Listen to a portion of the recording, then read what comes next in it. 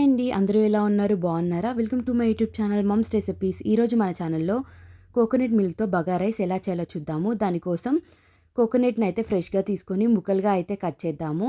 ఇవన్నీ అయితే మిక్సీ జార్‌లోకి తీసుకొని కొంచెం వాటర్ యాడ్ చేసి మనమైతే మిక్సీ పట్టుకుందాం పేస్ట్ లాగా. ఇంకో గిన్నెలోకి అయితే తీసుకొని మిల్క్‌ని అయితే సెపరేట్ చేద్దాము. ఆ తర్వాత స్టవ్ మీద ఒక గిన్నెను పెట్టేసుకొని ఆయిల్ వేద్దాము. స్పైస్ అన్నీ యాడ్ చేసుకున్న తర్వాత ఆనియన్, పచ్చిమిర్చి, కరివేపాకు, కొత్తిమీరని కూడా యాడ్ చేసుకొని మిక్స్ చేద్దాము. ఇవి కొంచెం ఫ్రై అయిన తర్వాత 2 గ్లాసెస్ ఆఫ్ రైస్‌కి 4 గ్లాసెస్ ఆఫ్ మనం కోకోనట్ మిల్క్‌ని అయితే తీసేసుకొని ఇందులో వేసుకుందాము. ఆ తర్వాత ఇందులోకైతే కొంచెం సాల్ట్‌ని కూడా అడ్జస్ట్ చేసుకొని మూత పెట్టేద్దాం. ఇవి కొంచెం బాయిల్ అయిన తర్వాత మనం హాఫ్ అన్ అవర్ ముందు నానబెట్టుకున్న రైస్‌ని అయితే ఇందులోకి యాడ్ చేసేసి మిక్స్ చేద్దాం.